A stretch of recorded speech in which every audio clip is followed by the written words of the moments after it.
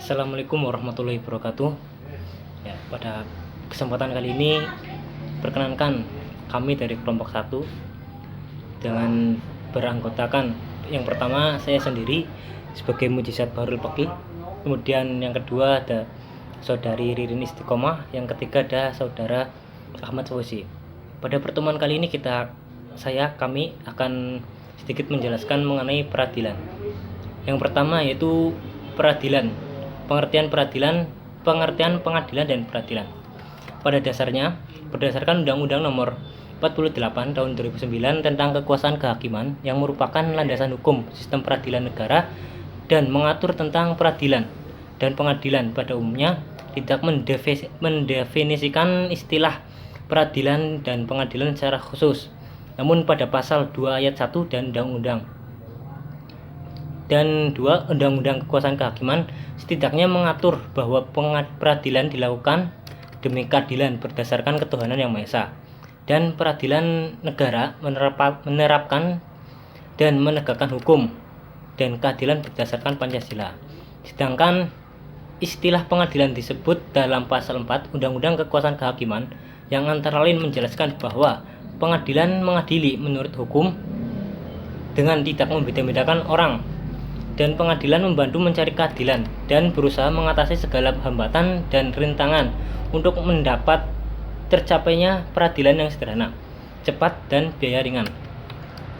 Dari dua istilah di atas dapat diambil kesimpulan bahwa peradilan merupakan proses menerapkan dan menegakkan hukum demi keadilan, sedangkan pengadilan adalah tempat mengadili dan membantu para pencari keadilan agar tercapai suatu peradilan.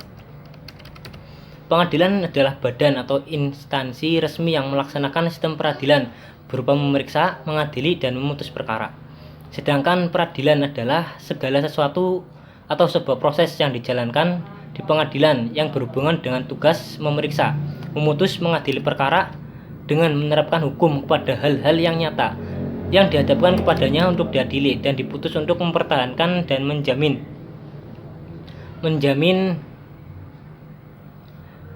ditaatinya hukum material dengan menggunakan cara prosedural yang ditetapkan oleh hukum formal. Kemudian pengadilan agama sebagai pelaksana kekuasaan kehakiman. Undang-undang telah memberikan kewenangan kepada pengadilan agama seperti yang tersebut dalam pasal 49 Undang-Undang Nomor 3 Tahun 2006 yang menyebutkan bahwa pengadilan agama bertugas dan berwenang memeriksa, memutus, dan menyelesaikan perkara di tingkat pertama antara orang-orang yang beragama Islam di bidang perkawinan, waris, wasiat, hibah, wakaf, zakat, infak, sedekah, dan ekonomi syariah. Lebih lanjut, yang dimaksud orang-orang yang beragama Islam adalah orang-orang atau badan hukum yang dengan sendirinya menundukkan diri dengan sukarela kepada hukum Islam mengenai hal-hal yang menjadi kewenangan peradilan agama sesuai dengan ketentuan yang digariskan pada dalam pasal tersebut. Kemudian wewenang peradilan agama ditegaskan dalam pasal 49 ayat 1 Undang-Undang Nomor 7 Tahun 1989 yang berbunyi, pengadilan agama bertugas dan berwenang memeriksa, memutus, dan menyelesaikan perkara-perkara di tingkat pertama antara orang yang beragama Islam di bidang perkawinan, warisan, wasiat, dan hibah yang dilakukan berdasarkan hukum Islam. Dengan demikian jelas bahwa wewenang pengadilan adalah memeriksa, memutus, dan menyelesaikan permasalahan kaum muslimin di bidang-bidang tertentu. Kemudian sistem hukum menurut Undang-Undang Dasar 1945 menganut teori single system of court atau satu sistem peradilan, yaitu Mahkamah Agung dan Badan Pengadilan, yang di bawahnya semuanya disebut sebagai peradilan negara. Namun sebelum maupun setelah kemerdekaan sampai dengan tahun 1963, sistem hukum Indonesia masih menganut teori multi-system of court, banyak sistem peradilan. Ada pengadilan adat, pengadilan swapraja, pengadilan negeri, dan pengadilan agama. Menurut sistem ketatanegaraan yang dianut oleh Undang-Undang Dasar 1945 pasca amandemen era reformasi menegaskan bahwa Mahkamah Agung di samping sebagai badan peradilan negara tertinggi juga sebagai lembaga tinggi negara. Sedangkan peradilan di bawah Mahkamah Agung menganut sistem lingkungan, yaitu lingkungan peradilan umum, lingkungan peradilan agama, lingkungan peradilan militer, dan lingkungan peradilan tata usaha negara. Peradilan pada umumnya Peradilan umum adalah peradilan negara yang melaksanakan tugas peradilan di bidang pidana dan perdata secara umum, sedangkan 3 peradilan lainnya adalah peradilan khusus dengan ciri-ciri sebagai berikut. Yang pertama, khusus justia belenya, pencari keadilan subjek hukumnya. Yang pertama ada orang Islam di pengadilan agama, kemudian ada anggota militer di pengadilan militer, kemudian ada pegawai negeri di PT UN. Kemudian yang kedua, khusus hukum yang diberlakukan atau diterapkan. Yang pertama ada hukum Islam di pengadilan agama, ada hukum pidana militer di pengadilan militer, dan hukum administrasi negara di PT UN. Dengan demikian, peradilan agama adalah subsistem peradilan negara Republik Indonesia yang khusus melayani mencari keadilan yang beragama Islam mengenai perkara tertentu yang didasarkan pada hukum Islam. Dengan kata lain, sistem hukum ketatanegaraan negara Republik Indonesia menempatkan peradilan agama sama dan sederajat kedudukannya dengan peradilan lainnya. Yang kemudian akan dilanjut oleh Saudara Ririn Istiqomah, dipersilahkan. Selanjutnya saya akan menjelaskan materi dasar hukum dan cakupan pengadilan agama di Indonesia. Dasar hukumnya menurut Mahfud MD ada 3 landasan konstitusional yang dapat dipakai sebagai dasar pijak bagi peradilan agama di Indonesia, yaitu Pancasila, Dekret Presiden 5 Juli 1959 dan Undang-Undang 1945.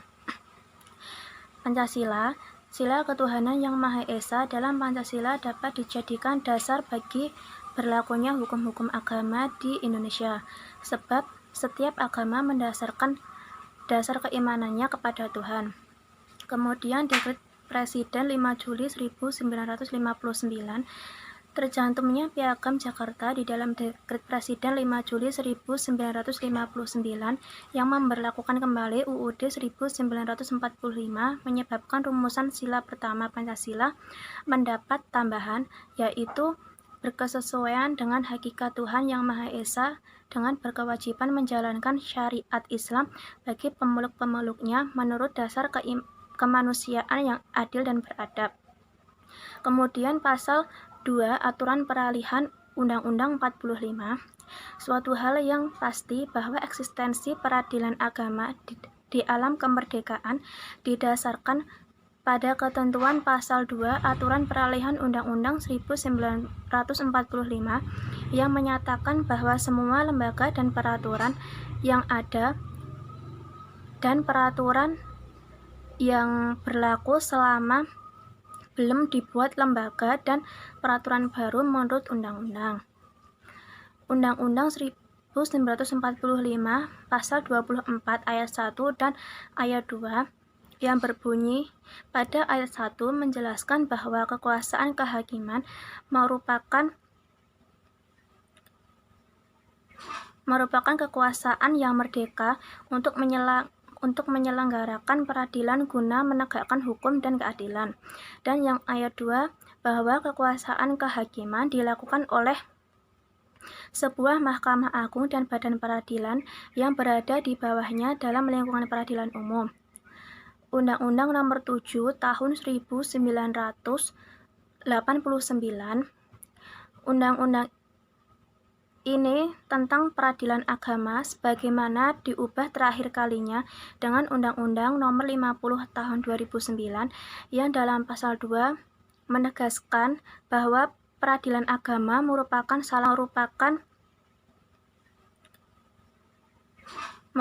kekuasaan yang merdeka untuk menyelenggarakan peradilan guna menegakkan hukum dan keadilan.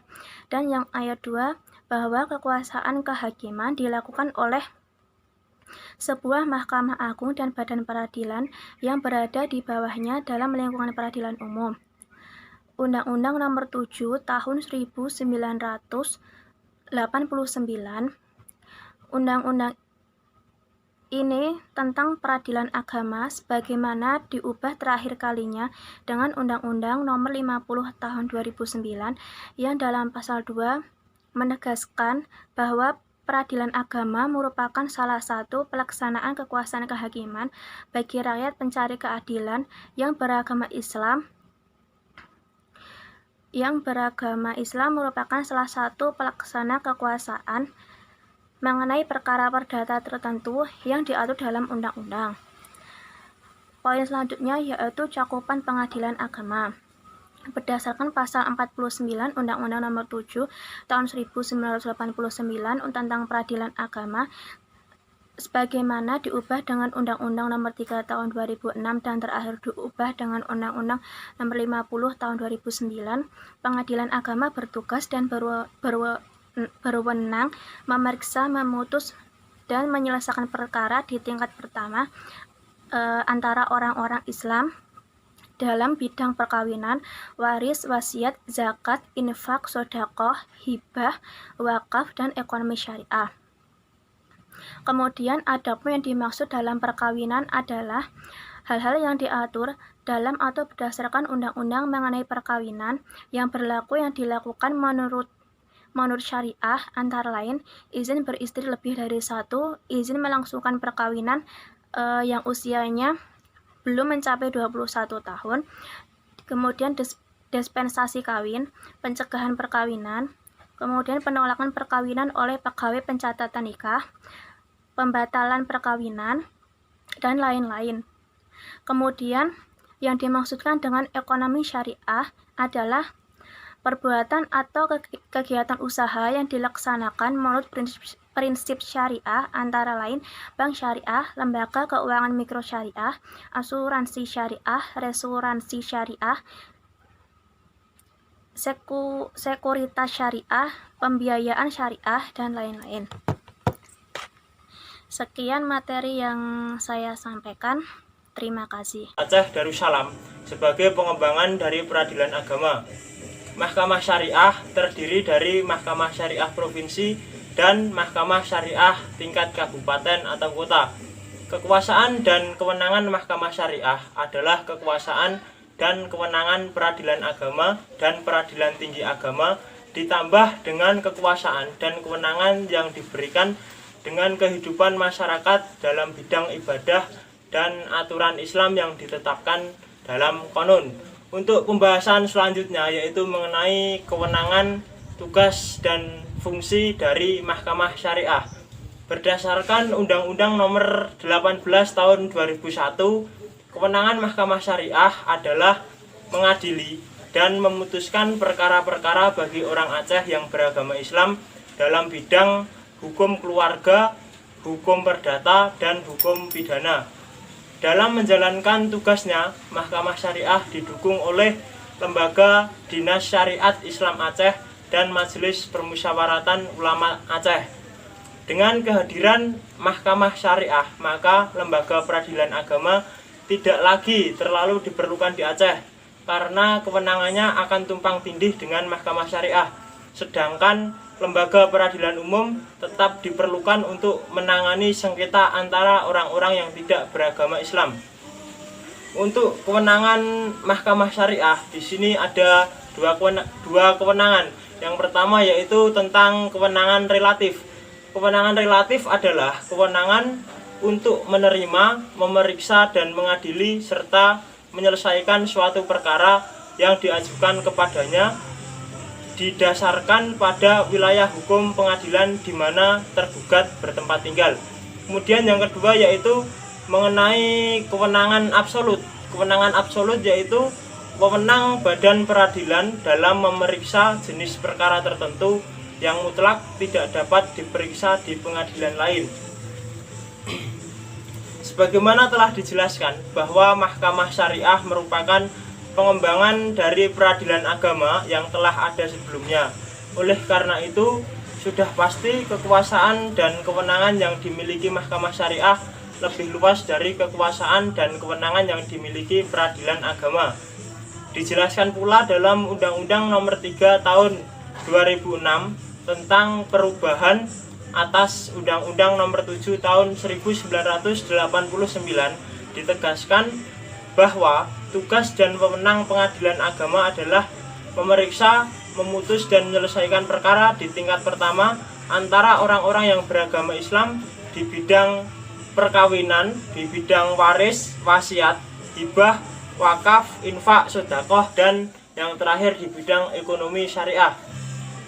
Kewenangan Mahkamah Syariah juga diatur dalam pasal 128 Undang-Undang Nomor 11 Tahun 2006 tentang pemerintah Aceh yang berbunyi, yang pertama yaitu peradilan syariah Islam di Aceh adalah bagian dari sistem peradilan nasional dalam lingkup peradilan agama yang dilaksanakan oleh Mahkamah Syariah yang bebas dari pengaruh pihak manapun.